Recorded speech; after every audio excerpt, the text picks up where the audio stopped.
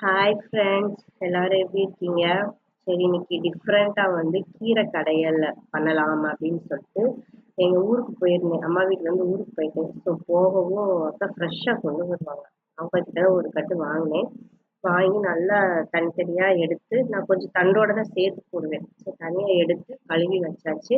அதுக்கு ஒரு பாத்திரத்துல தண்ணிய ஊத்தி கொதிக்கவும், பாசிப்பருப்பு, 2 சீரகம், 4 மிளகு, 4 வெள்ளைப்பூடு போட்டு நல்லா வேக வச்சிரணும். முக்காவாசி வெந்ததுக்கு அப்புறம் நம்ம கழுவி வச்சிருக்கோம் இல்லையா கீரை, அந்த கீரைய போட்டு அதையும் சேர்த்து கூட உப்பு தேவையான அளவு உப்பு போட்டு சேர்ந்தே வேக வச்சிடணும். நல்லா வெந்ததுக்கு அப்புறம் எடுத்து அதை நீங்க தனியா வச்சுக்கலாம். ஸோ இது வந்து சுடு சாப்பாட்டுல நெய் ஊத்தி பையன் வந்து ரொம்ப விரும்பி சாப்பிடுவான். நெய் ஊத்தி சாப்பிட்டா நல்லா சாப்பிடுவான். பொரியல்னால சாப்பிட மாட்டேன். கீரை கடைஞ்சு கொடுத்தா சாப்பிட்டுக்குவான். ஸோ அதை எடுத்து தனியா வச்சுக்கோங்க. அதுக்கப்புறம் நம்ம இப்ப வந்து தாளிக்க போறோம். அதுக்கு வந்து தனியா ஒரு பாத்திரத்துல எண்ணெய ஊத்தி